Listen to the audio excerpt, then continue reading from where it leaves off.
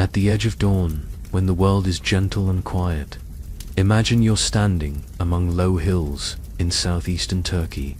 The earth beneath your feet is soft, wind is sighing over ancient grasses, and the first light of morning brushes the stones scattered around you with a silver glow. For centuries, even millennia, these hills held a curious secret, an enigma hidden not too far below the surface.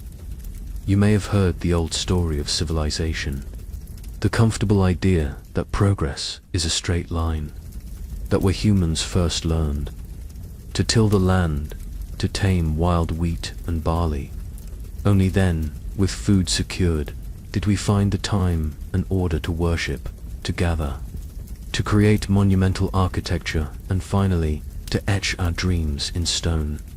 Stonehenge, the pyramids, surely these were the dawn of our story. Or so it was said. But then, quietly, almost as if the landscape itself was whispering a correction, archaeologists uncovered Göbekli Tepe in the 1990s, discovered almost by accident. The site sent a ripple of shock through history's calm surface. Here, buried deliberately beneath tons of soil, were massive rings of sculpted upright stones, some towering higher than a man, weighing as much as 20 tons each. Their ages were checked and checked again, each test returning a number seemingly plucked from a dream. Nearly 12,000 years old. That's 6 millennia before the pyramids, causing Britain's oldest megaliths to appear young in comparison. No villages, no traces of farming, just these impossibly intricate pillars, carved with wild animals and symbols whose meanings drift just outside the reach of memory. Who built such a place, and why? Why, after so much labor and artistry, would they then bury it, seemingly hiding it from time itself? As the stars rose over the Anatolian hills some 12,000 years ago, who gathered in the hush of night to carve their gods and stories into stone? Was Göbekli Tepe a temple for forgotten rites, a shrine to lost gods, or an ancient observatory for charting stars as they traversed the heavens? Tonight, as you settle deeper, let these questions linger in your thoughts, a gentle call to curiosity and wonder. For what you're about to hear is not just the unraveling of a mystery, but the slow unveiling of humanity's oldest dreams. Imagine yourself walking through a world locked forever in twilight, an age before the written word, before the rise of cities, before the daily churn of village markets and the rituals of plowed fields. The earth is wild, its rhythms ancient and unknowable, its seasons dictated by the slow turning of the stars overhead. Here, some 12,000 years ago, life drifts between the hunt and the shelter of campfires. The people of this land, hunter-gatherers, by every familiar measure, shouldn't have known how to shape the world. Yet it is here, on a stony plateau overlooking the plain, that something extraordinary was taking shape. Imagine the slow, patient rhythm of their days, the soft patter of feet along animal trails at dawn, the huddled warmth of shared bodies as the sun falls, laughter and hush as stories coil around flickering flames, and just beyond, rising from the bare soil, the first hints of something that would baffle the world. Rings of stone, perfectly aligned, impossibly heavy. These are no ordinary stones. Each pale pillar rises straight and true, their tops squared into the shape of a giant letter T. The largest weigh more than 10 automobiles, a fact that would stagger even modern machines. Arranged in circles, they stand sentinel together. In the silence, they seem to hold their breath. There are no animal bones left from domesticated herds, no discarded pottery, only the remnants of wild game, snapped flint tools, and an aura of mystery. These people had no farming, no written records. So how did they gather the will and knowledge to build a place that rivals cathedrals raised more than 10,000 years later? The stones themselves tell fragments of the forgotten. Their surfaces, worn smooth by time, are nevertheless crowded with images. The sweep of birds in flight, snarling wild boar, reclining foxes, the abstract lines that conjure visions, perhaps of gods or spirits. Sometimes, from their sides, human arms are carved, so subtle you might mistake them for cracks, yet impossibly precise. The pillars themselves may be stylized people, effigies, holding vigil over a gathering long since lost. Story that emerges here is not one of slow, stepwise progress. It is a great leap, almost as if one night, gazing at the wheeling stars, our ancestors glimpsed the shape of civilization yet to come, and brought it forth, fully formed in humanity's pre-dawn gloom. As you drift, envision their world, the hush before the storm of history, the slow unfolding of intent, the gathering of hands in the impossible task. Here, at Göbekli Tepe, time itself seems to bow, whispering that secrets are older and deeper than we ever knew. Now, imagine stepping forward through that early mist, the sun only a pale promise above the undulating ground. In this light, the forms of Göbekli Tepe come into focus, their symmetry both inviting and unsettling. There is no roof overhead, only sky and the watchful, unblinking faces of the pillars. Some enclosures form nearly perfect circles, others ellipses, as if their creators were playing with the architecture of mystery itself. Each circle is defined by an array of upright, T-shaped pillars, some reaching over 16 feet tall, anchored deep in the bedrock. Within every circle, two more massive pillars stand at the very heart, always facing one another in silent dialogue. You might imagine ceremonies unfolding between them, the movement of dancers, the murmuring tide of voices, the crackle of rituals. Lost to written memory, draw nearer and observe their surfaces. At first glance, the carvings are simply decorative, but dwelled on, they begin to tell stories. Foxes curling along the base, wild boars mid-gallop, birds with outstretched wings, a scorpion beside a leaping cat, a vulture above a bowl-shaped figure.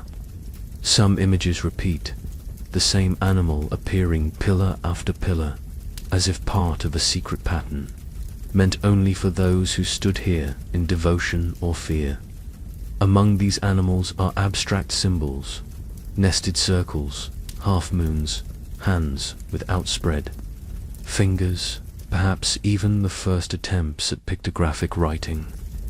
Some pillars are adorned with belts or rings, rectangular bands circling the stone, as if to clothe or endow it with status. And on rare pillars, arms emerge, carved in low relief, hands meeting across the belly of the T. Timeless and enigmatic, the ground within the enclosures is not paved, but packed with earth and stone, littered with chips from carving or traces of ancient fires. Archaeologists find only the faintest hints of activity: flint flakes, animal bones, a scattering of horns, suggesting feasts, sacrifices, or rituals whose specifics will never be known. There are no bones of the builders themselves, no obvious tombs, as if the place was set aside entirely for the spirit rather than the body. The construction itself speaks of impossible collaboration. Each pillar must have been quarried from local limestone, shaped by hundreds of blows from flint tools, then hauled uphill and levered into sockets with ropes and ramps, now vanished. No simple task, and no accident of idle hands. The symmetry and orientation of the circles suggest a plan. perhaps celestial or social, as you run your fingers, if only in your mind, over these worn carvings. You sense their deep stillness. Each pillar is more than stone. It is a testament to memory, to yearnings now beyond our reach. The creators are gone, but the stones remain. Guardians of stories, the wind still circles in the Anatolian dusk. Let us return to the world behind those pillars, the world of the unknown architects. Close your eyes for a moment and imagine their days, the faint chill in the air at sunrise. Their feet bare on rough grass and stone, their bodies lean after a life spent moving with the herds. There are no rulers, no markets, no written contracts, only kin groups. A loose net of families bound together by the rhythm of the earth and the pulse of seasons. And yet, these anonymous souls, unrecorded and unnamed, gathered in numbers never before seen among their kind. Experts believe hundreds, perhaps even thousands, would have been needed to quarry, shape, move, and raise each massive pillar. Imagine the distant sound of hammerstones striking limestone, the sharp tang of chalk dust in the air, instructions, shouted, carried on the wind. Beneath it all, a shared intent, the will to build something lasting. For reasons we can only guess, we wonder if this was a project that summoned people from across the wild, a time each year when scattered bands converged upon the hill. Did they carry water from distant springs, bringing food and flint from far places, exchanging stories, songs, and perhaps even marriage partners?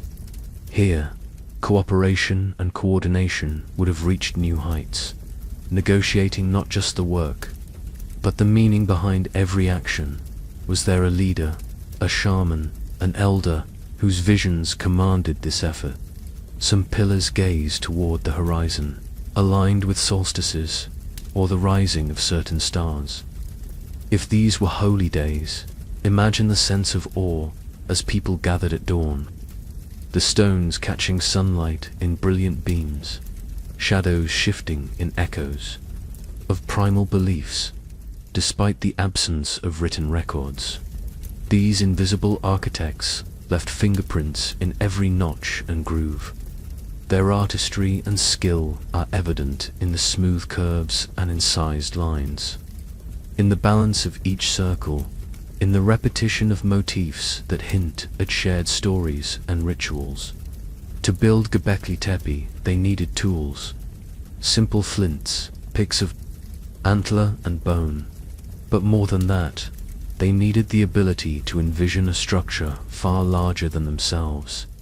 And perhaps it is here, in this shared vision, that we see the true magic of Göbekli Tepe. These builders did not simply carve stone. They summoned society itself out of scattered bands, weaving together new forms of belonging. In their hidden faces, we glimpse the first whispers of myth, of gods brought to life in stone and story. As you drift further, picture their hands, rough, silent, determined, passing down knowledge from one generation to the next, so the stones, and all the mysteries they cradle, might outlast the fleeting beat of a single human life. As evening settles over the Anatolian plateau, let your mind's eye wander among the fire pits and gathering places that once studied the earth within and around Göbekli Tepe. The stones, silent now, would watch as flickering flames bathed carvings. In restless orange, shadows danced, and smoke curled toward the stars, carrying ancient prayers on the wind. Here, life was marked not just by the grind for survival, but by moments of coming together, rituals uniting people through awe and mystery.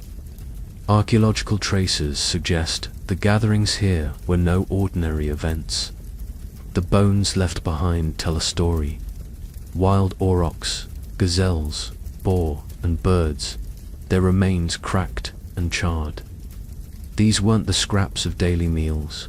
They hinted towards feasts, probably attended by many, grander and more sumptuous than a single group could manage alone. Feasting was more than sustenance. In the hush around the stones, imagine the laughter, the swirl of music, the chant of voices rising and falling. Food, shared in abundance, would have smoothed the edges of ancient rivalries, built alliances, and confirmed the ties woven not just by blood, but by sacred purpose. In these gatherings, stories and legends would intermingle. Ancient memories would be invoked beside offerings left at the bases of pillars. What might a ritual here have looked like? None can say for certain. There are no altars as we might recognize, no clear iconography explaining each action. Instead, we find animal carvings that may represent totems, spirits, or clan emblems, symbols less literal, more evocative of a dream logic than a written creed. Between feasting and ceremony, the site itself becomes the theater of transformation. Perhaps shamans in animal skins enacted the renewal of the world, or storytellers wove connections between the constellations above and the symbols chiseled into the stones. Rituals may have marked the passing of seasons, the coming of the rains, or the mystery of death and return, always under the unblinking gaze of the T-shaped sentinels. Yet, most remarkable of all, is this all took place centuries before the first farming villages appeared. These people gathered not for the harvest, but perhaps because the stones themselves called them, promising connection, meaning, and a glimpse of something vast and eternal beyond the hunt. As you drift, imagine the warmth of shared fire, the scent of roasted meat, and the rise of ancient song under a sky clustered with unfamiliar stars. At Göbekli Tepe, the bonds of community were written not in words, but in ritual, shared labor, and the memory of light echoing from stone. In the dim glow of early morning or the hush after dusk, let your mind move close to a pillar's face, worn with the caress of millennia, yet still inscribed with mysteries. Here, the builders of Göbekli Tepe have left a wordless language of images and forms that shimmer with ambiguity and power. Press your palm to the stone, and you'll find carvings that speak of the wild, fierce boars, lithe leopards, snakes coiling in impossible knots, vultures with wings outstretched. Some animals appear repeatedly, as if invoking the spirit or essence of their kind. The urge to interpret is irresistible. Were these totems, clan emblems, or spiritual guides? Perhaps they reflected the animals most feared or most revered, or played a role in the stories told around the fires. There are patterns, circles within circles, half-moon shapes, H-like forms, that seem to echo in the broader layout of the enclosures themselves. Some have seen in these the traces of the celestial constellations, with the animals marking points of cosmic significance. One carving, the so-called vulture stone, appears almost like a map of sky and earth, its meaning fiercely debated. Is it an ancient record of a celestial event, a spiritual voyage, or a kind of cosmic prayer made solid? Hands with slender fingers reach across a pillar or encircle a band, perhaps a gesture of blessing, protection, or invitation. Some pillars are marked with belts or loincloths, subtle traces that indicate not just abstract forms, but personages, entities that might have embodied gods, ancestors, or mythic heroes. The T-shape itself becomes ambiguous. Is it a stylized human, arms outstretched? Or is it a symbol for something more abstract, standing for endurance, threshold, or transformation? In this silence, let your thoughts dwell on the mystery of meaning. how symbols born of flesh and memory can outlast the ones who carved them. What was sacred then, what moved the spirit, may never be known. And yet the urge to reach forward remains. For all our modern tools, wall scans, chemical tests, 3D models, we are, at heart, still decipherers in the dusk, trying to glean a fragment of the dream that once animated these stones. Each symbol is both a threshold and a veil, an invitation to look deeper, to listen, and to allow wonder to settle softly as dust as you gently drift. Picture the first artist pausing, wiping sweat from their brow, and adding one more line to a world undeciphered. Picture the site once more in perfect quiet, the wind sighing over stone, shifting fine layers of dust across the ancient floor. Stillness prevails, and yet these stones pulse with purpose. Archaeologists wonder, was Göbekli Tepe a great temple? A kind of sanctuary once thronged with ritual and reverence? Or did it serve some other, even stranger, purpose? Let your thoughts explore the possibilities. The circles, so carefully formed, might suggest a place of worship, a house for the unseen. In the absence of homes, wells, or fields, perhaps these enclosures were meant only for gathering at special times, for marking the mysteries of death and renewal, or for approaching the divine as a community of many clans. The T-shaped pillars, rendered with belts and arms, feel eerily alive, as if embodying ancestral spirits or gods who watched and guarded. But there's another thread to the mystery. Some researchers have noticed that the rings and carvings are not only regular, but oriented. Certain pillars align with horizon points, where the sun or stars rise on special days of the year. Is this a coincidence? Or were these master builders, early astronomers, measuring time by the heavens, tracking solstices, equinoxes, or the slow procession of the stars? If so, perhaps Göbekli Tepe served as an ancient observatory where feast and ritual were synchronized with the cosmic order. Others look to the carvings for deeper clues. Do the animals signify the changing of seasons, the cycles of migration, or mythic tales explaining the way of the world? The site is complex, with new enclosures revealed year by year, some superimposed over old. It suggests generations layering meanings upon the same ground, like sediment in a riverbed. Still others suggest a third possibility, that Göbekli Tepe was above all a place of gathering, a communal project uniting scattered hunter-gatherer bands through shared labor, story, and feasting. In this view, the purpose of the site may have been as much social as spiritual, a place where the bonds of kinship were reshaped and new. Broader allegiances formed as you drift further. Notice how each theory adds to the sense of wonder. Is this the birthplace of organized religion? The first human observatory?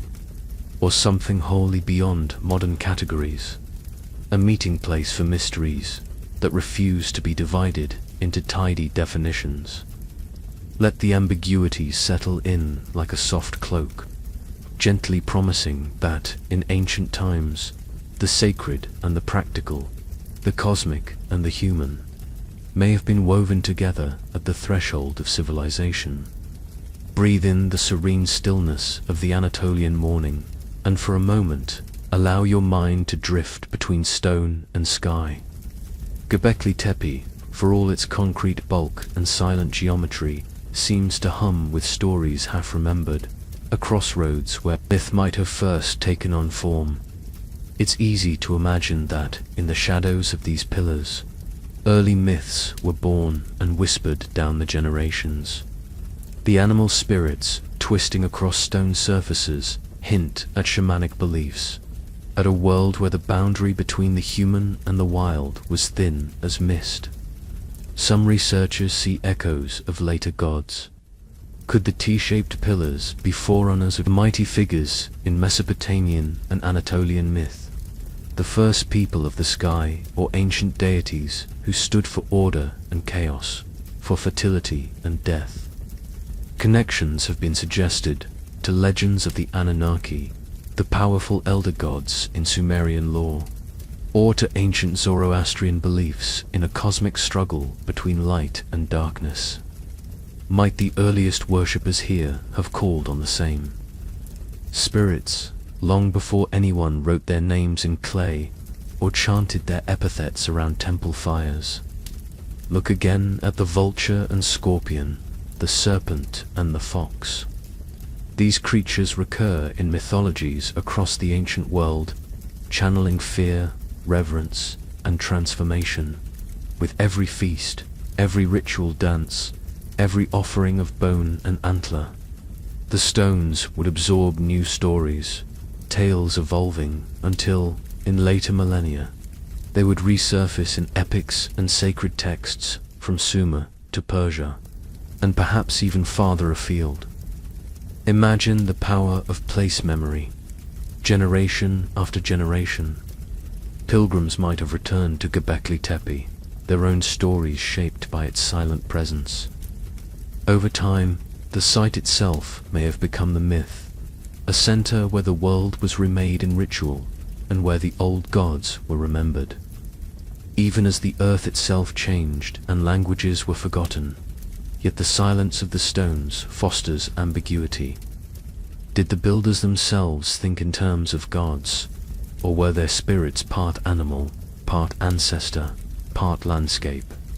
Perhaps for them the sacred and the real were inseparable. Worlds joined at sunrise amid the circles of stone. As you let these possibilities drift through your thoughts, notice the gentle and comforting repetition of myth, the same fears and hopes dressed in new names and stories, whispering through time beneath the Turkish sky. Now, imagine the ancient world stretching out, not as a single point, but as a landscape dotted with hidden centers. Göbekli Tepe, for all its grandeur and mystery, is not unique. As archaeological eyes grow keener and technology more refined, more sights begin to whisper from beneath the soil of Anatolia. One of the most intriguing is Karahan Tepe, lying quietly to the southeast. Its discovery and the excavation still unfolding reveal parallel wonders. T-shaped pillars, enigmatic motifs, and a similar sense of intentional design and ritual focus.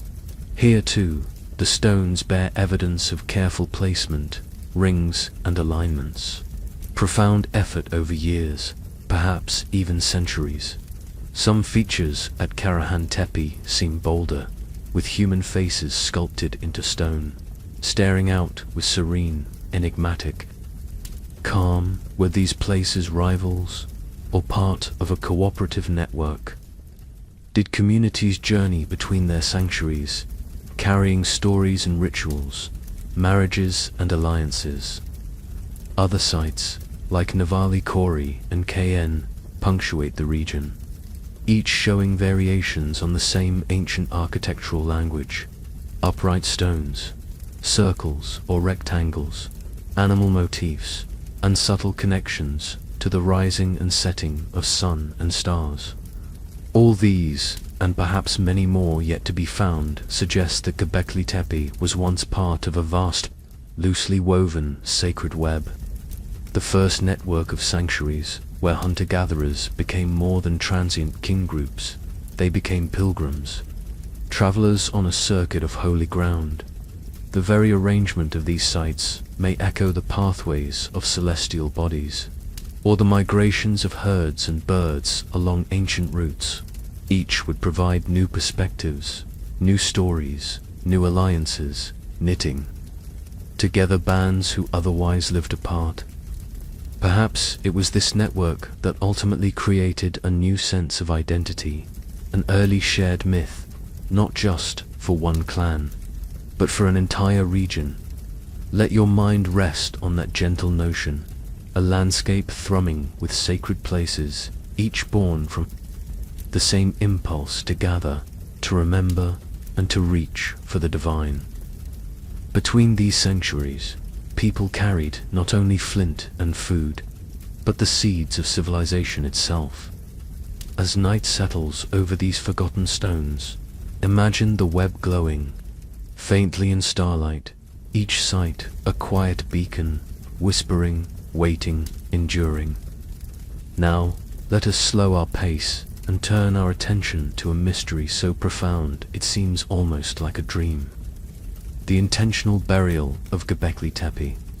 The very stones that once rang with voices and ritual were, after centuries, carefully covered in earth, entombed not by disaster or enemy, but by the hands of those who revered them.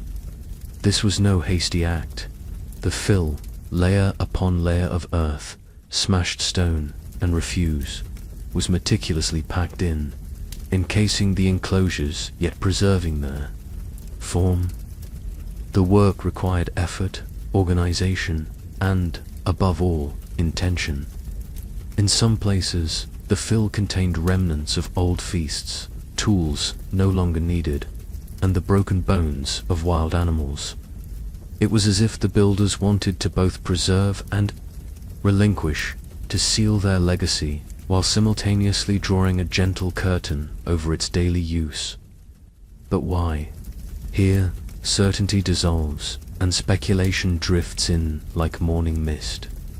Some theories suggest a change in faith or ritual, a new era demanding the closing of old sanctuaries.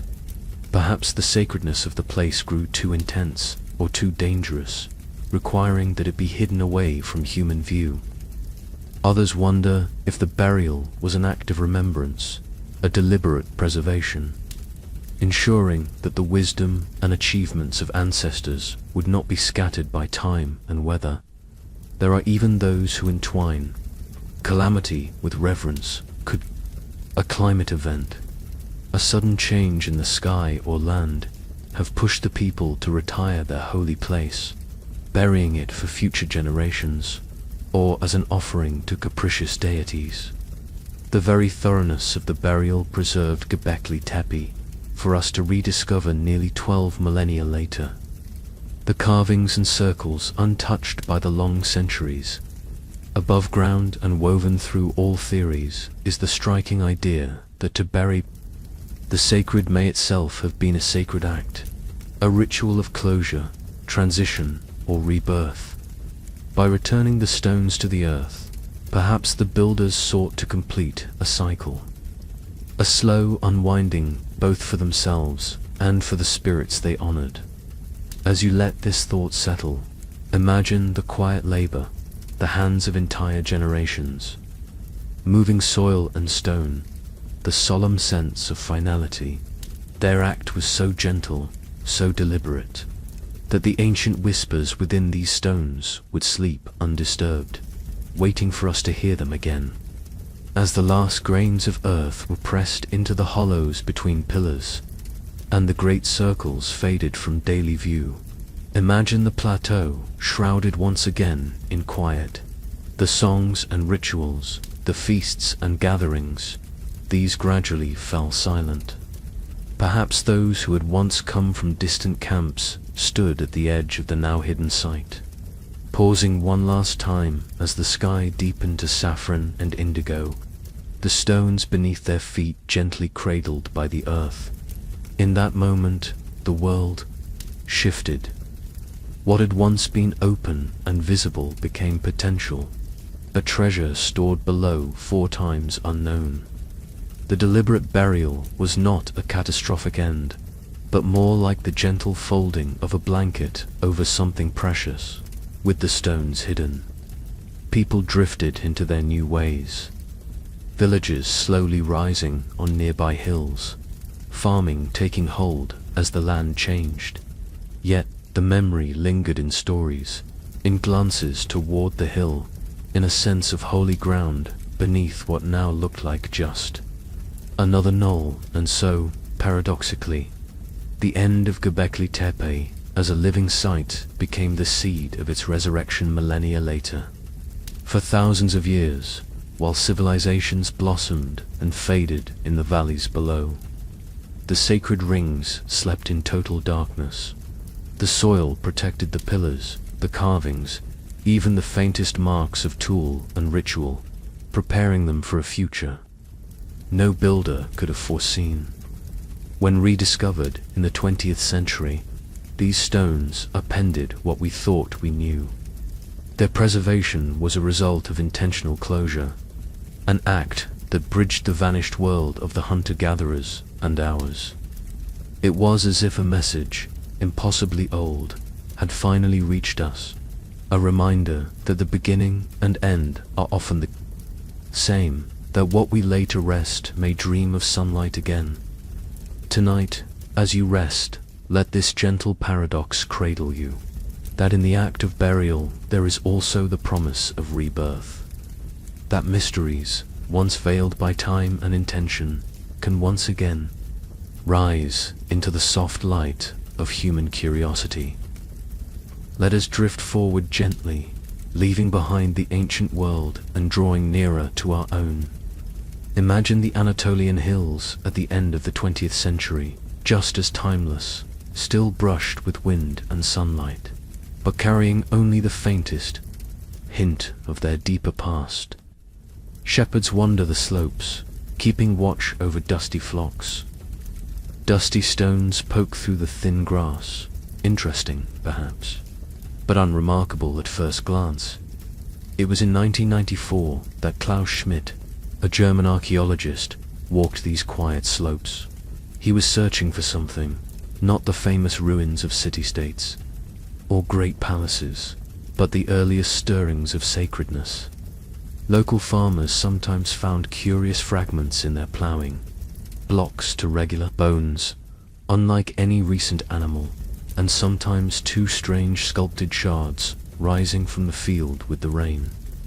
The surface yielded little at first, a scatter of Neolithic flints, an unexpected density of animal bones, and shattered, weathered limestone setting off a faint alarm in Schmidt's mind.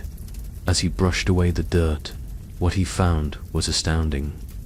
The stone was carved, marked with deep, deliberate lines, and as the first archaeological teams dug deeper, what emerged was a shape, then a circle, and then a vision.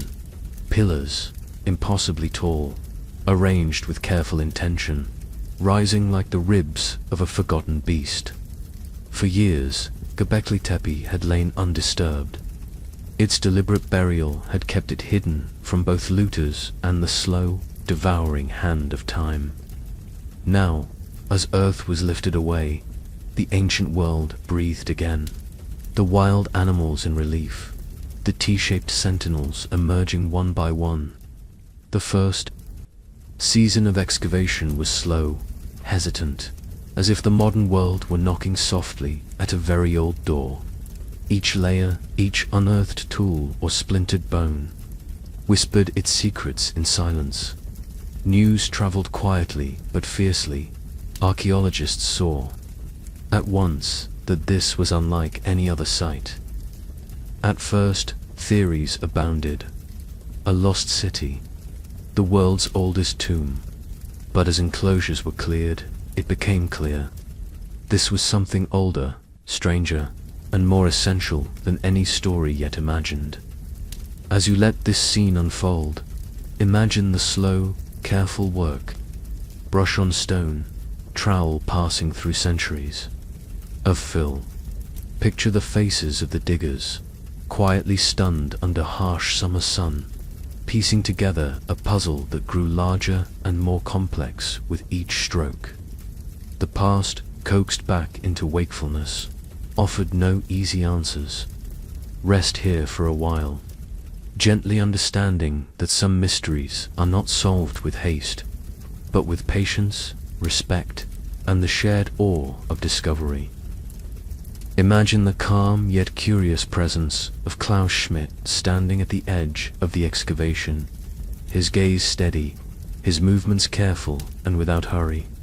It is dawn, perhaps, or the softened light of late afternoon. The air is clear, faintly with the scent of sun-warmed grass and the stone dust of new discoveries.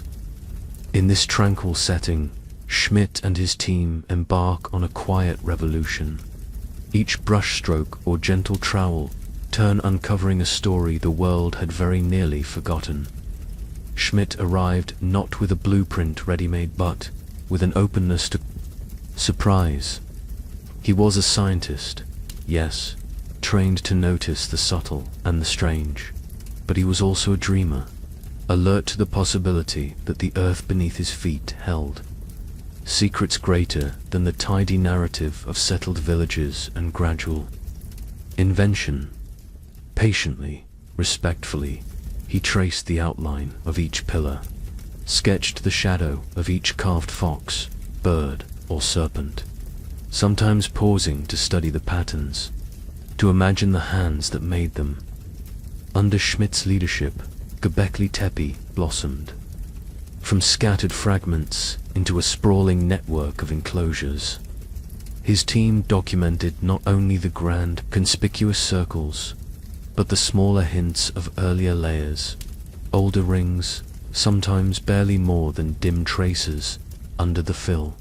He noticed the careful packing of the backfill, the deliberate way the site had been sealed, almost as if the ancient builders wanted their descendants, and us, to find their work whole and unmarred. Yet for the wider world, Schmidt's findings were difficult to accept. If Göbekli Tepe was truly 12,000 years old, then nearly everything the experts thought they knew about the origins of society had to be reconsidered. How could hunter-gatherers have built such a wonder so early without metals, wheels, or writing? Why gather in such numbers? Why labor so intently, unless for reasons that transcended the ordinary? Despite skepticism, Schmidt pressed on, his voice more questioning than argumentative. The quiet certainty he carried was built from years of methodical excavation, evidence catalogued in the most minute detail, and above all, from an imagination broad enough to embrace the unexpected dot in his hands. Gentle, methodical, and filled with awe, Göbekli Tepe did not become a solved riddle, but an invitation to see history as something woven from wonder, not certainty, and to sense that beneath our feet the past is never truly silent. Pause here, and let Schmidt's vision gently impress itself on your mind. Ingenious yet humble, a reminder that every great discovery begins with a willingness to wonder. Let us softly step into the past through the remains left behind, small artifacts faintly echoing with the rhythm of vanished lives. Picture the ground inside the stone circles, patiently dusted and sifted by careful hands. What emerges are flint, tools and animal bones, fragments of daily labor and celebration, resting undisturbed for thousands of years beneath the sacred fill. There is no pottery here, no evidence of settled agricultural routines. Instead, these people lived by the ancient pulse of the land, fashioning blades and points from the keen rock they found, shaping antler and bone for use and ornament. Imagine them skillfully flaking flint, crafting tools sharp enough to skin, wild aurochs or butcher a fleeing gazelle. Each tool, carefully shaped and discarded, marks the touch of living hands and the cyclical return of necessity. From the heaps of animal remains, we find the story of feasts told in silence. The bones belong to the wild, the massive aurochs with their sweeping horns, the delicate bones of gazelles, and sturdy remnants of boar and deer. There are signs of celebration in the cut marks, in the way bones are broken deliberately, perhaps, to extract the marrow, a rare delicacy shared on special nights. Some animals, such as wild birds, appear out of season, suggesting that groups gathered here from distant places. At planned, perhaps ceremonial times, bringing food in anticipation. Of communal ritual, hearths once burned low between the stones. Ashes sifted into the soil and mingled with the whisper of ancient voices. In the cool, star-pricked darkness, people may have roasted meat, shared stories, and performed rites whose meanings are lost, but whose echoes remain in the quiet bones.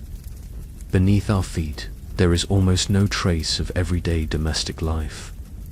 No grain, no grindstones, no evidence of dwellings. This was not a home, but a place set apart, devoted to gatherings, to moments of transformation and connection. The tools and remains suggest a rhythm: arrival, labor, sharing, celebration, and then dissolution, each group returning to its wanderings until the stones called again. As you let these details settle, imagine the gentle hands that gathered the last ashes, the silent gratitude for another night spent in company, and the knowledge, carried, perhaps, in song or story, that here at Göbekli Tepe they had shaped something enduring far beyond a single feast or lifetime. Gently close your eyes and picture yourself beneath a vast, ancient sky, a sky untarnished by modern lights, where every star blazes with quiet intensity. Around you, the shadows of the T-shaped pillars are cast long and shifting, their silence mingling with the endless arc of the Milky Way. For those who built Göbekli Tepe, the movement of the heavens was likely not just a backdrop, but a living pattern, full of meaning and mystery. Archaeologists and archaeoastronomers have long noticed the careful orientation of the stone enclosures. Some circles point, with subtle precision, toward specific points on the horizon. Researchers quietly debate whether these alignments mark solstices, those turning points of sun and season, or perhaps the appearance of certain stars or constellations that ruled the Neolithic sky.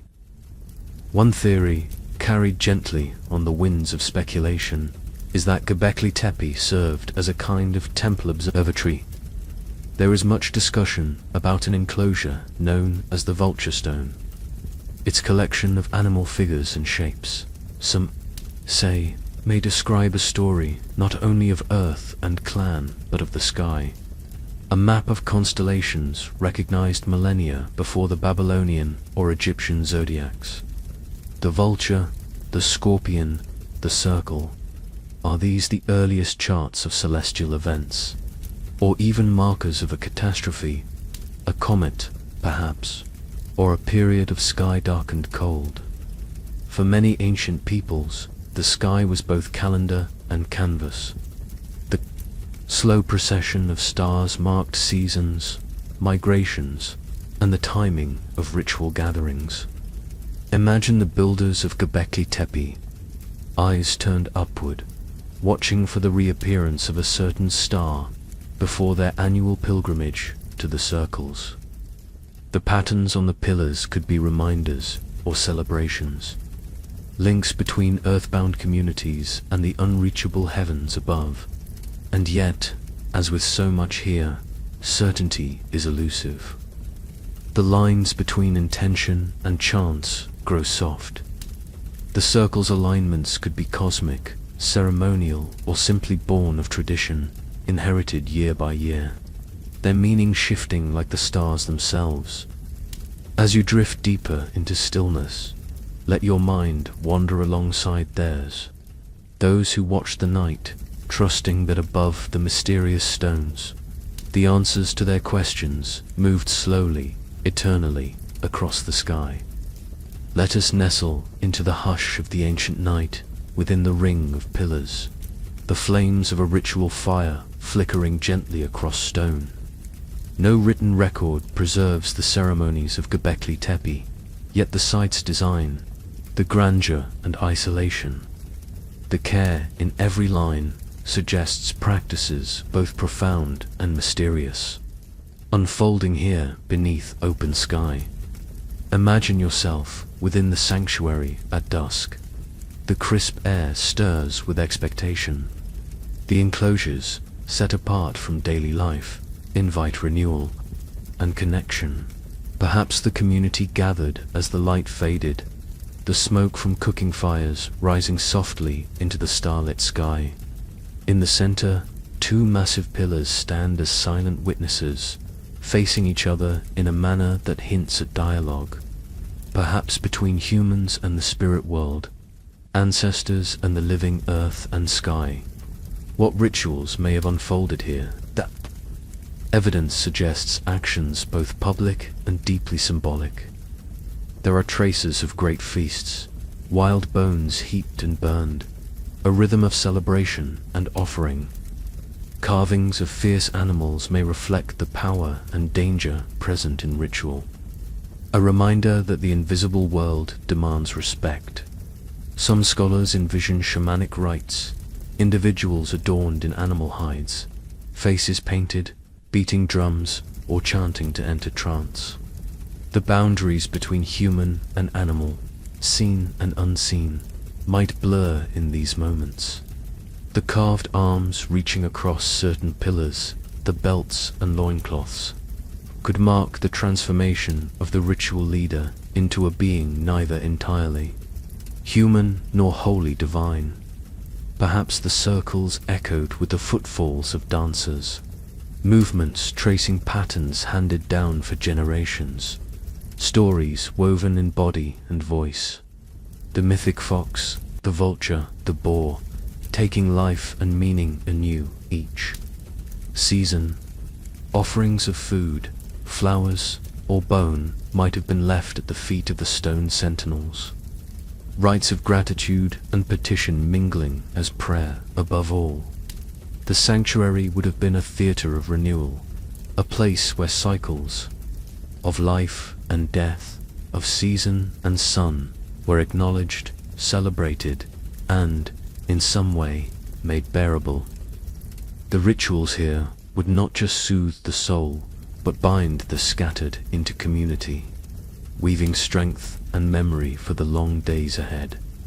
Imagine, now the calm after ritual, embers glowing, voices murmuring low, shoes of dust and skin turning toward the dark. The stones remain, holding the memory of the unseen, timeless and still. As you rest quietly on the periphery of mainstream understanding, let your thoughts open to the many stories that have blossomed in the silence, surrounding Göbekli Tepe, where facts leave space.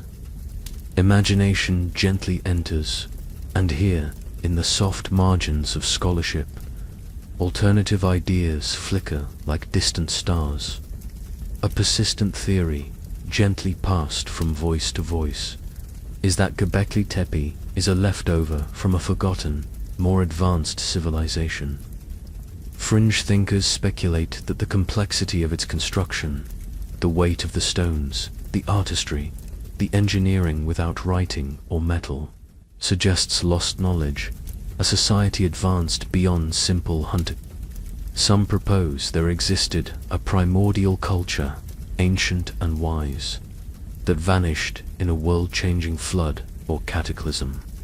Much like the ones described in legends from every continent, authors such as Graham Hancock and others have lovingly gathered these threads, suggesting that the builders may have survived dramatic events, perhaps the end of the last ice age, or a sudden cosmic impact. The site's age seems to echo the timeline of global flood myths, the sinking of Atlantis, the tales of a oneness from Mesopotamia, or the biblical deluge survived by Noah. Could the burial of Göbekli Tepe, in their view, have marked an effort to preserve sacred knowledge or protect relics against a coming disaster? Other voices tilt toward the sky, proposing that the stones encode astronomical knowledge far beyond what is usually attributed to Stone Age people. Some even wonder if what was preserved in the carvings, a comet, a constellation, a calendar, was a warning meant for distant descendants, encoded in the universal language of stars and beasts. These are stories at the very edge of possibility, softly woven from both awe and uncertainty, a gentle reminder that the boundaries of what we know are not set in stone, of course. Mainstream. Scholars approach these ideas with a quiet skepticism, weighing each with the patience of evidence and the slow logic of the trowel. Yet the allure is undeniable. The dream of forgotten wisdom, of civilizations lost and found in the deep hush of the earth, persists. A lullaby for the restless curiosity of our species. As you sink into this gentle ambiguity, remember that history, too, is shaped by wonder, by the need to answer, and the willingness to simply marvel in the endless twilight between the known and the unknown. Imagine time flowing like a gentle stream, stone by stone, year by quiet year. Settle into the enduring presence of Göbekli Tepe's carvings, silent yet eloquent. The stories captured in these marks were not written to be read, but to be remembered, recited in quiet, or woven into the fabric of a gathering long vanished. Symbols recur, foxes curled in protective pose, vultures hovering overhead, hands stretched or clasped at belts. Though we may never know their exact meanings, their repetition is itself revealing. Across cultures and centuries, people have returned again and again to certain images. The guardian animal, the all-seeing bird, the abstract swirl of spirit and fate. Each carving at Göbekli Tepe stands as both an act of remembrance and an invitation, a door left ajar for those who come after. Archaeologists, linguists, and artists each bring their gentle questions to the stones, comparing them to symbols known. From the earliest writing of Sumer in Egypt, is there a hidden language here, a bridge between image and word? Or are the shapes more like prayers, gestures in stone, born not to instruct but to evoke, to allow each new eye to find its own meaning?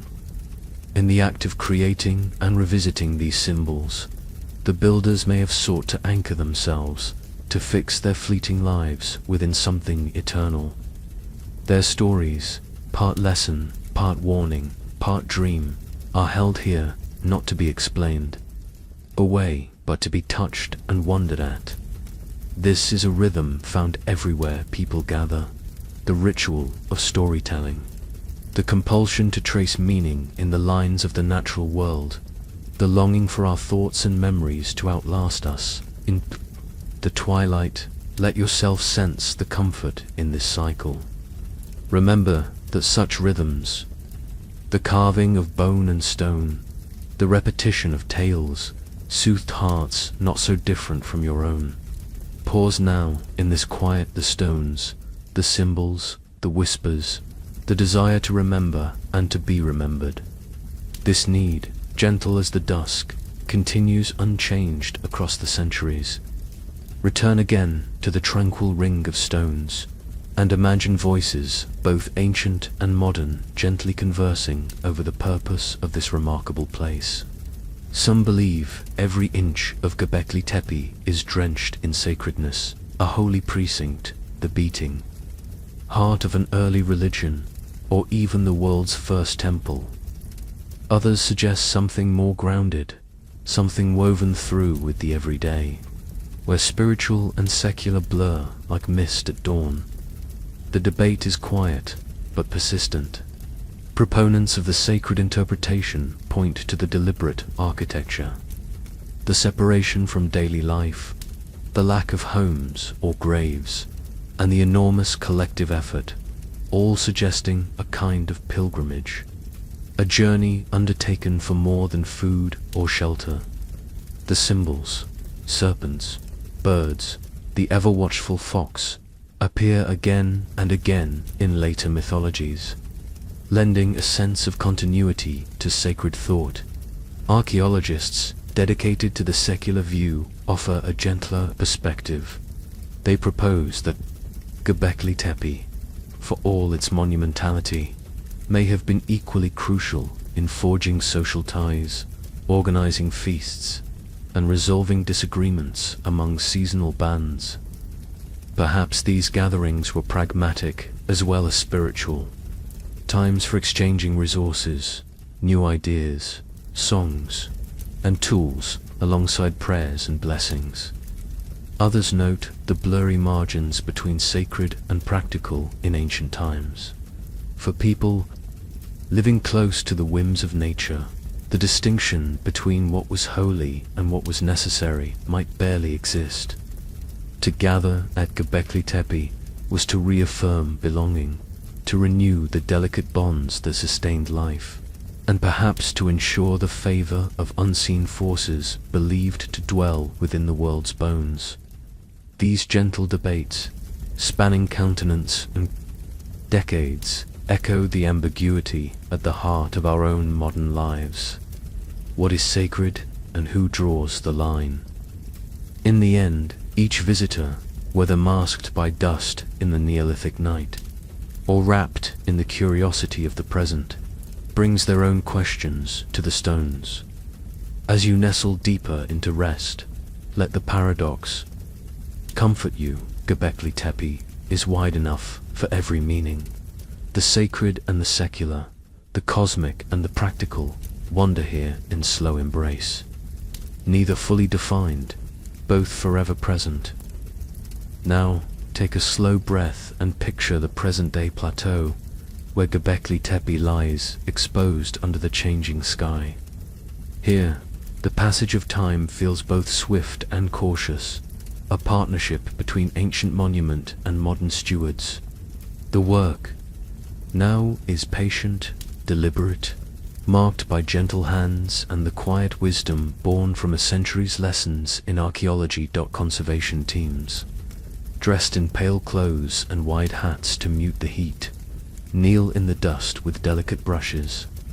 They coax stories from the limestone, carefully separating what is old from what has shifted in the hours since its revealing.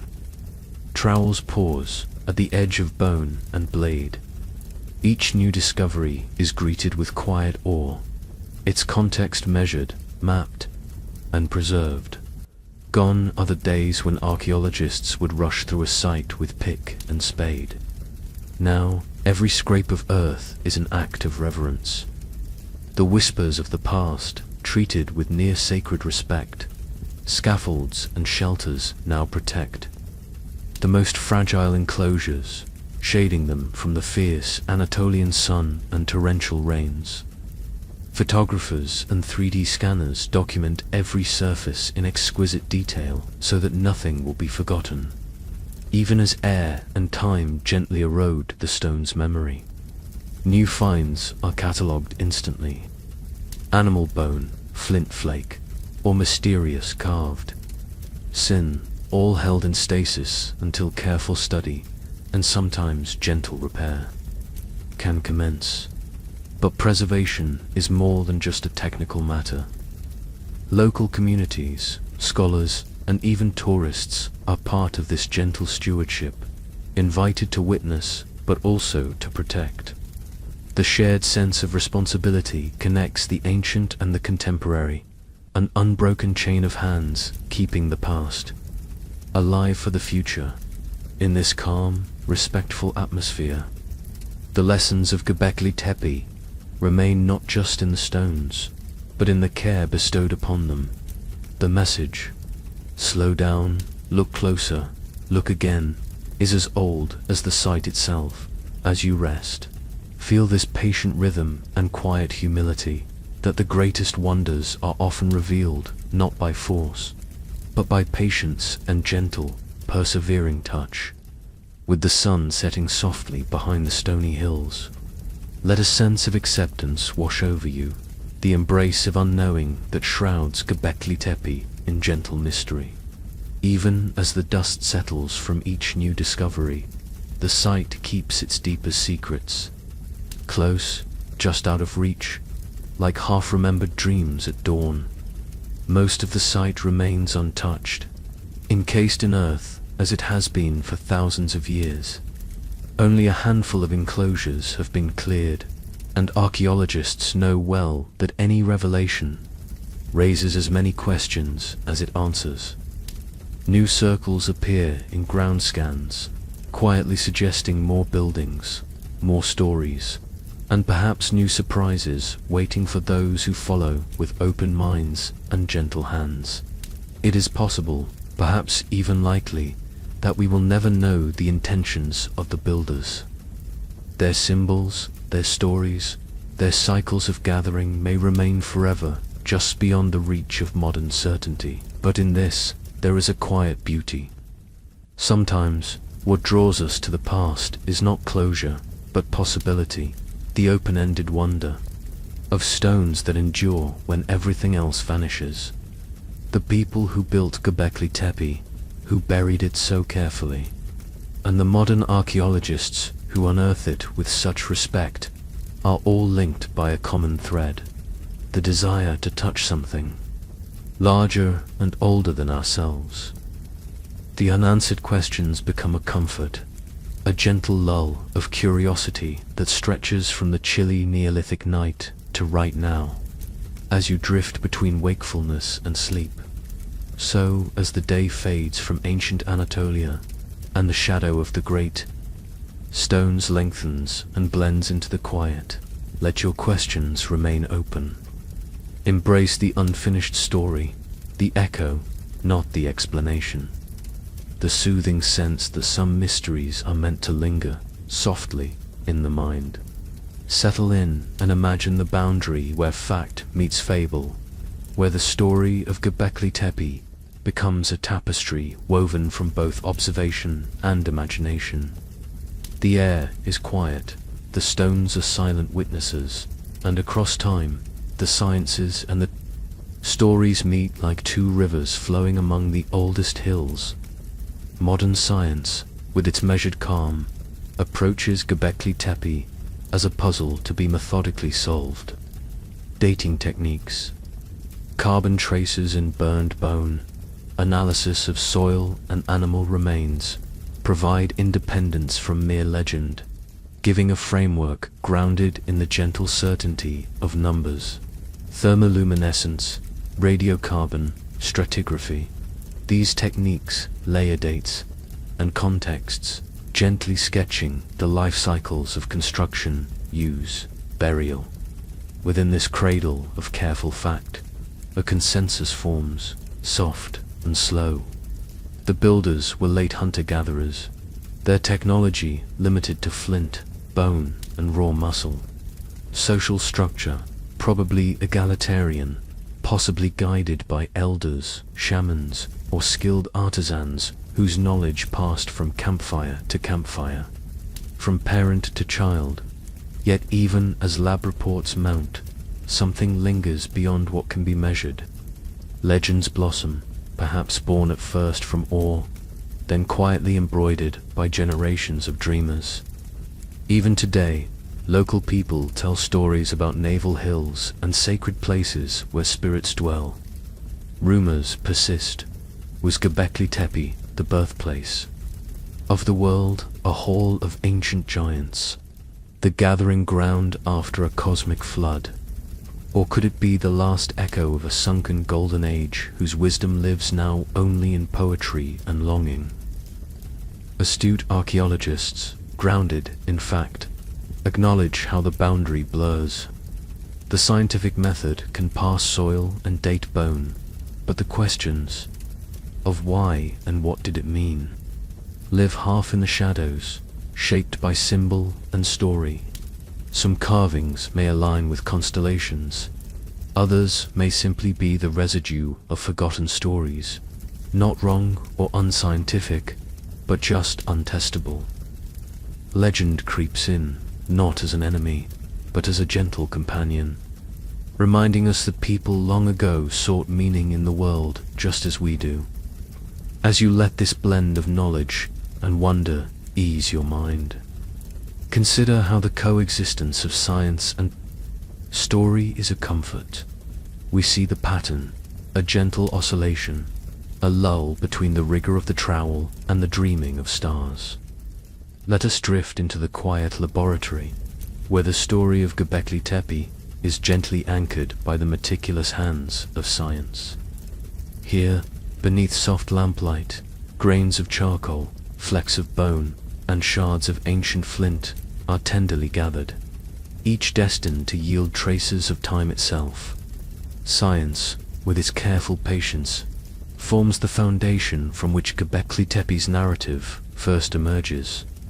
Carbon dating became the modern compass for measuring the ages of unknown things. In carefully selected samples of burned bone and charcoal, the faint echoes of radioactive carbon revealed dates impossible to ignore.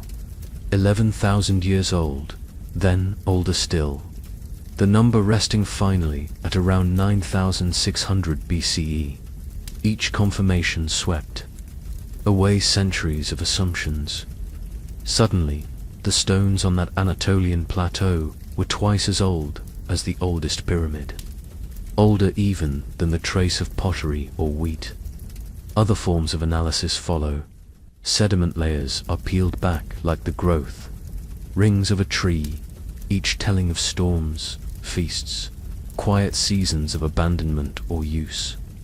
Microscopic examination uncovers hints of ancient proteins, the pollen of a vanished climate, the texture of flint blades shaped and tossed aside by tired hands. Even the fill used to bury the site comes under scrutiny, revealing not catastrophic collapse, but measured, deliberate closure. Stratigraphy, the gentle observation of layers, paints a subtle portrait of activity. New enclosures raised atop old, others deliberately retired and filled. Like the chapters of a book, the soil keeps history's order when memory is gone. Modern technology offers a gaze even deeper. Ground-penetrating radar and 3D imaging cast their quiet beams into what remains unexcavated, outlining hidden circles, promising more discoveries for a future that moves at its own respectful pace. Science, then, provides the boundary stones of certainty, offering dates and patterns that anchor and reassure, like the solid walls of a familiar home. Yet within these walls, the meaning and mood of Göbekli Tepe continue to haunt us. Facts create the outline, but the heart of the mystery remains shaded with questions and gentle, enduring wonder. As you breathe in the serenity of scientific clarity, notice how the cool, reasoned touch of science brings comfort. A frame to the story, stable yet open to all the colors imagination might gently lend. Let your thoughts wander to the way stories emerge, gently, like mist from the grass, when people encounter the silent grandeur of ancient temples. If science gives us Göbekli Tepe's skeleton, then myth provides its breath and shadow, weaving across every chiseled curve and animal form. For millennia, the knowledge of Göbekli Tepe slept in the earth, but once rediscovered, it caught the world's imagination. Tales sprang to life, softly embroidered by dreamers, travelers, and scholars alike. Some spoke of naval hills, of this hill as the world's birthplace. Others whispered of ancestral spirits, or of giants who shaped these stones with forgotten strength. The site was lovingly linked in local lore to the earliest chapters of the world, to gardens of paradise, or the first gathering after a flood. Across cultures, myths often begin with the stones themselves, inexplicably large, artfully set, covered with beings both familiar and uncanny. Were these the marks of gods, or of the ancestors who bridged earth and sky? Over centuries, such places absorb layers of meaning, each new generation gathering stories as offerings to the silence. Gently, let yourself consider how every culture crafts its mythic cloak. In the older tales of Anatolia and Mesopotamia, the gods dwell upon mountains or in sacred circles. The wild bull, the cunning fox, the ever-watchful vulture, are all echoed here in stone. Some say the rituals performed in these ancient sanctuaries became the templates for later holy places. Others argue the reverse, that the memory of the stones was reshaped by newer faiths. Even now, as distant visitors walk among the excavated enclosures, the impulse to tell stories persists. Legends lend comfort. They fill quiet spaces science cannot reach, and, sometimes, they find poetic truth in their yearning. The act of myth-making, after all, reassures us that the past is not unknowable, that something of our hopes and fears has always lingered in sacred places. Rest a moment among these overlapping tales, where myth and memory blend as softly as dusk and dawn. The stones wear their cloak of stories with dignity, their enduring silence inviting gentle wonder as you drift ever deeper into calm. Let your mind meander along ancient trade routes and wild landscapes, through the flickering shadows of sacred fires and gathering places, the carved animals at Göbekli Tepe, foxes, vultures, aurochs, and serpents, are not merely local spirits, but part of a shared tapestry of symbols spanning continents and epochs. The fox slinks in and out of legend. At Göbekli Tepe, its sinuous form curls over and over on the pillars, a symbol difficult to pin down, perhaps meaning cunning, guardianship, or transformation. Elsewhere, in the myths of early Europe and later Asia, the fox is often a trickster, a shapeshifter, or a guide through the liminal space between worlds. Was there a memory, a whisper of stories passed by word and gesture along the ancient networks linking these distant peoples? The vulture hovers above, grave and mysterious. On the stones, it sometimes perches beside a headless figure, sometimes guards a ball-shaped object. In Neolithic and Bronze Age Mesopotamia and beyond, vultures were considered psychopomps, creatures that guided souls to the next world. They appear in Sumerian and Egyptian iconography as intermediaries, bridging sky and earth. It is gentle to imagine that this bird, carved so long ago, was invoked everywhere people pondered death and the beyond. The aurochs, now vanished, once roamed from Spain to India, their power and majesty fueling myths of strength, fertility, even cosmic battles. Their image at Göbekli Tepe is among the boldest, chiseled in relief, horns arched. Across the ages, the wild bull becomes the Minotaur's ancestor, the sacred beast of Mesopotamia, the enduring symbol of stubborn survival, and so the web forms, symbols crossing rivers and mountains, adapted and remembered, always alive in human memory. The meanings may change with time and place, yet the urge to mark our world with these images endures. Each line in stone becomes a thread stitching our histories together. So even now, thousands of years later, a fox carved in Anatolia speaks softly to one painted in a cave in France, or described in a fable from Japan. Let this gentle connectedness settle in your thoughts, the idea that symbols unite us, their meanings layered but never lost. The story of one people ripples far and wide, and in the hush between stars, the animals of Göbekli Tepe still roam the fields of dream and myth. Breathe in the quiet of a changing world, where the air grows a little sharper. Seasons unpredictable, the future uncertain. Beneath the apparent calm, the long era known as the Younger Dryas sweeps across the ancient earth, a sudden return to glacial cold that interrupted the slow warming after the Ice Age. It is a time of dislocation and adaptation, of challenge and, perhaps, the transformation that seeds myth. Imagine yourself standing with the builders of Göbekli Tepe, watching the sky for unfamiliar signs, comets, strange weather, the sudden withering of plants, herds migrating along new paths. Something in the world's rhythm has shifted. The earth refuses its gentle bounty. The air nips colder for longer. Rivers change course.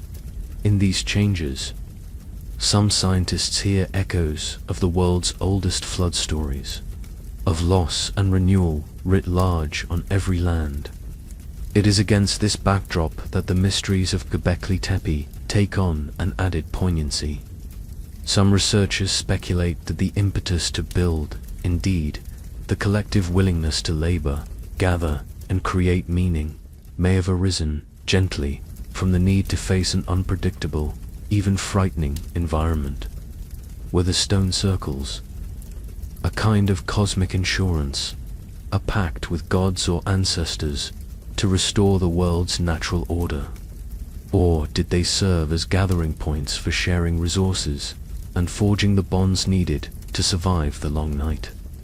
Others suggest that the carvings themselves may encode responses to catastrophe. Was the vulture stone a record of the night sky disrupted by falling stars? Did the fox or the aurochs signal a new way of understanding the world, a gentle hope that what was lost could be regained in dream and memory?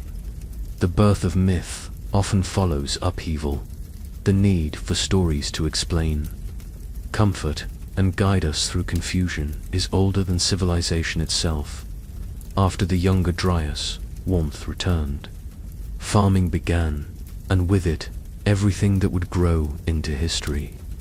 But the memory of the cold years, and the wonder and fear they inspired, lingered in the souls of those who raised the stones. As you rest in this comforting thought, remember that cataclysm and continuity go hand in hand. Every ending is a quiet seed for a new beginning, and in the gentle glow of shared story, hope endures beyond the edge of any night. Imagine the hush that settles as dawn kisses the stones, a soft boundary where the past meets the present, where faith and fact mingle gently on the same stretch of sacred ground. Here, at the threshold, archaeologists pass evidence with patience, yet are never far from the shadow of old beliefs, the shimmer of forgotten faiths, and the comfort of myth. Archaeology, its measurements and its careful rituals of trowel and brush, bring shape and age to Göbekli Tepe, rooting it in tangible reality. Radiocarbon dates, architectural patterns, animal bones, and seed grains speak with the quiet authority of reason. They tell us what was likely, gently guiding our assumptions away from fantasy. But just beyond the edge of the excavation grid, faith hovers, the beliefs of those who built the stones, and the legends those stones inspired long after. To those who knelt or danced here millennia ago, there was no division between sacred and scientific truth. The world was animated, infused with spirit and meaning. Every act, from carving a fox to arranging a feast, held layers of significance, felt and proclaimed, but never fully defined. The stones were simultaneously tools, shrines, calendars, and stories, each meaning overlapping and evolving with every generation. Modern visitors and scholars, standing in the same circles, sense this profound ambiguity. Some yearn for certainty, hard answers that close the doors of wonder. Yet most find quiet peace in accepting both the visible and the invisible, that for every testable fact there remains something gently unsolvable, a question answered better, in story or in the language of belief. This gentle overlap is not unique to Göbekli Tepe.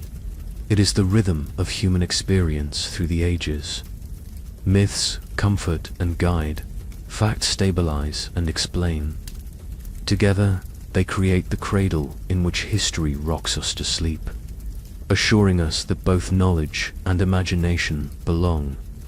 Pause now to feel the warmth of this threshold, certainty and mystery, side by side, each offering its own kind of rest. Let your thoughts drift back to that gentle, deliberate act, the burial of Göbekli Tepe. Imagine hands scooping earth, layer after careful layer, tucking the giant pillars into their final beds.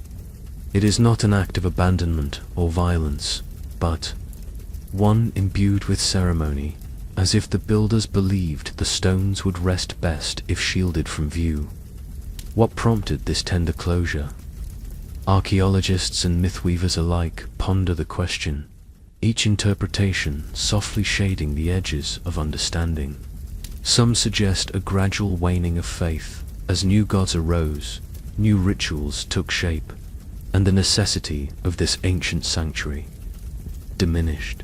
By burying their stones, the people commemorated what was passing, ensuring that old power would not be simply discarded, but reverently returned to the earth. Others see burial as preservation, an ancient worry for memory and meaning, a hope that future generations might one day uncover what was hidden and wonder as deeply as the builders once did. The careful infill, full of feasting remnants and leftover tools, is not destruction but a kind of time capsule, a gentle wrapping of the sacred, secured against the storms of fate.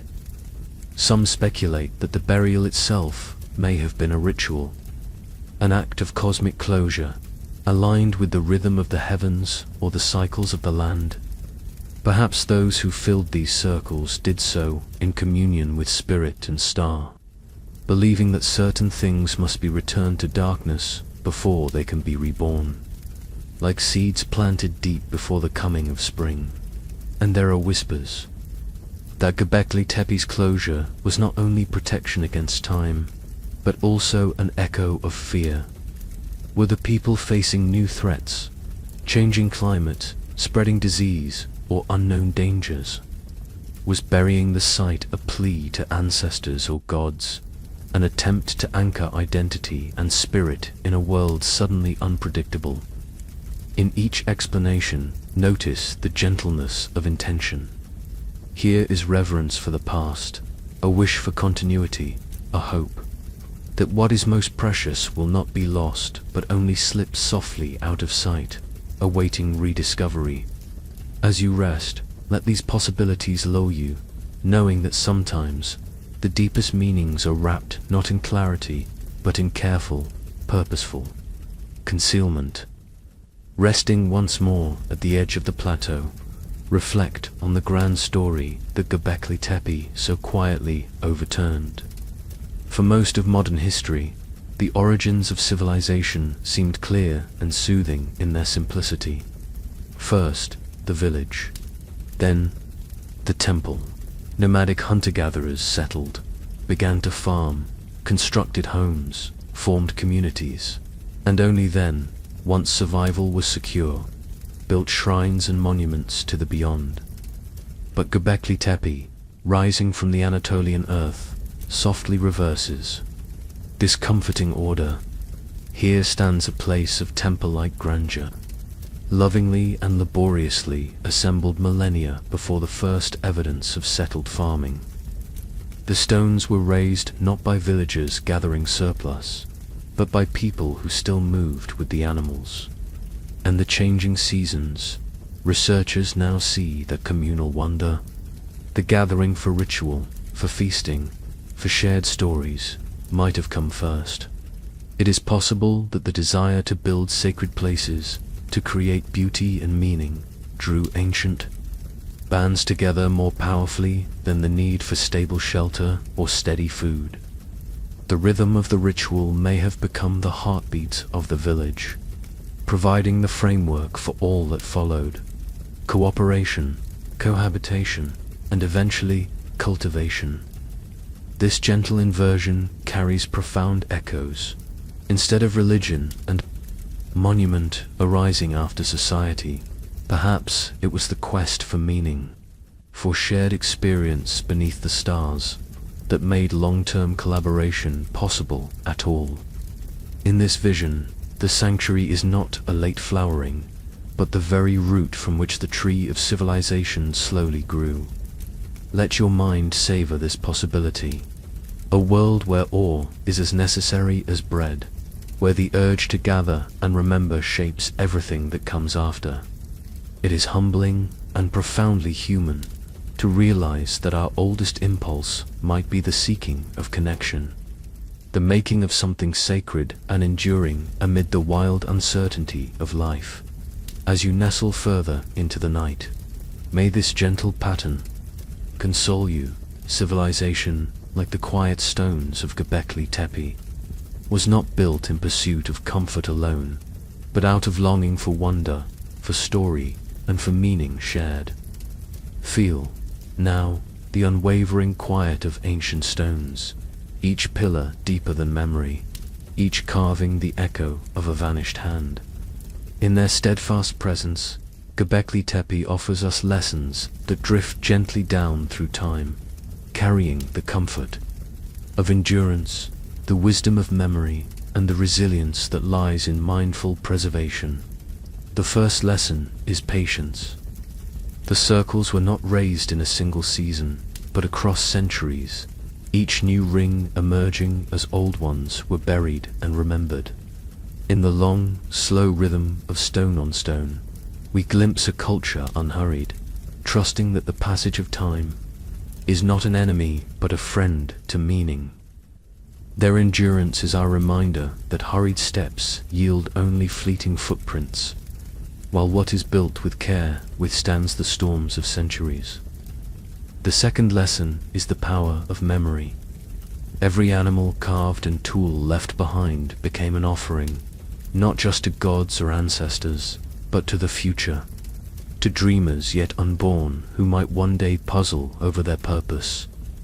In this way, Göbekli Tepe is both monument and messenger, gentle assurance that nothing meaningful, once placed with love, fully vanishes. There is also the lesson of adaptability. In the face of climate shifts, changing herds, and perhaps even moments of fear, the people of Göbekli Tepe changed how they gathered, what they built, and how they consecrated the past. They buried their sacred spaces not to erase them, but to allow transformation, a rhythm mirroring the cycles of earth and season. Finally, there is the lesson of humility. The stones do not shout their secrets, nor do they insist on being solved. They invite us to stand quietly, to listen, and to accept the beauty of what endures beyond our full understanding. Through centuries of burial and millennia of silence, they remain, not as relics of failure or loss, but as gentle reminders that to remember is itself a form of hope. As you rest, let these lessons fold around you: patience and memory, adaptability, and humility, qualities that guide not just the archaeologists at their work, but anyone seeking meaning in a world forever shifting, forever enduring. Allow your thoughts to relax and soften, like the dusk gently settling over ancient stones. As the last light fades from the Anatolian plateau, Göbekli Tepe lies, as it always has, half revealed, half resting in the embrace of earth, cradling its secrets and memories in steady calm. In this gentle twilight, there is an invitation to draw comfort from the quiet persistence of the past, and to let go of the pressing demands of the day. The builders of Göbekli Tepe lived within rhythms, now mostly forgotten. Their sense of time moved differently, not by the ticking clock or the crowded schedule, but by the migration of herds, the slow return of spring, the measured work of bone and flint and song. Their nights were long, the stars dazzling, every whisper carried gently in the clean, unhurried air. In their world, the gathering at the stones, the sharing of stories and feast, and the reverent pause before the unknown were all acts that provided safety, belonging, and rest. So too can we, looking back, find a similar comfort. There is a peace in knowing that life endures in cycles, that what is buried can one day return, and that not all mysteries demand a restless search for solution. Sometimes it is enough to acknowledge wonder, to respect the persistence of quiet things, and to nestle into the warmth of memory and myth. Let the endurance of Göbekli Tepe reassure you. Its stones are neither anxious nor hurried.